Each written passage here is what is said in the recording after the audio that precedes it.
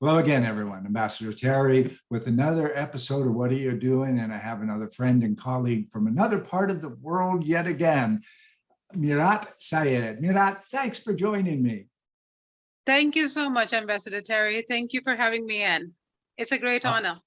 Thank you. I'm excited about what you're going to talk about today. And ladies and gentlemen, you're going to be excited as well.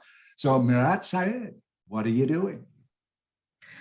Yes, Ambassador Terry. Well, it's been a whirlwind ride for me. And as you know, that I'm currently teaching at King Abdulaziz University in Jeddah, Saudi Arabia.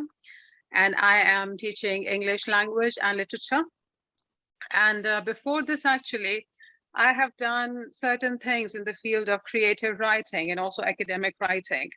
I have done my research on war literature, and that got published in Germany a few years ago. The name of the book happens to be The Scriptural and the Sculpture Aspects of Isaac Rosenberg's Poetry. And there I talked about Jewish poet, and his, especially, I really liked the elements which I found in his poetry. And I think that's pretty much relevant to these times as well, with the ongoing war in Ukraine. He didn't only talk about the, the plight of a soldier.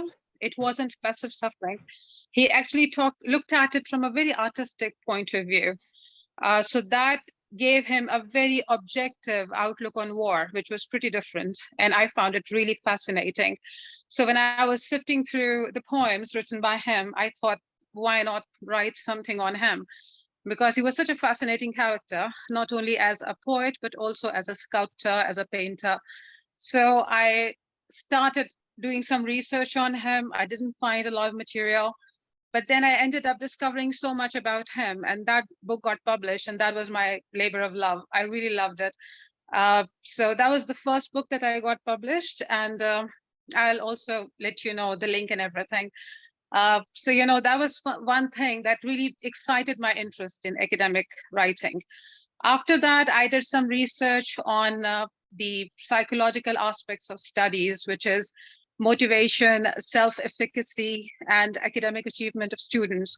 So I did another research, and this time it was quantitative as against qualitative, which was my first one. So I did that, and that got published too. So I happen to be a published writer in that sense, but like now I'm more into creative writing, and I would love to work more on that side. And I would love to collaborate with people who have similar interests, like photographers, writers, painters. I would just love to collaborate with anybody who looks at the world from a very artistic point of view. So that's what I'm doing, actually. Looking for inspiration, trying to collaborate, and focusing on my creative writing, that is. So this is on that academic front. Otherwise, I am more into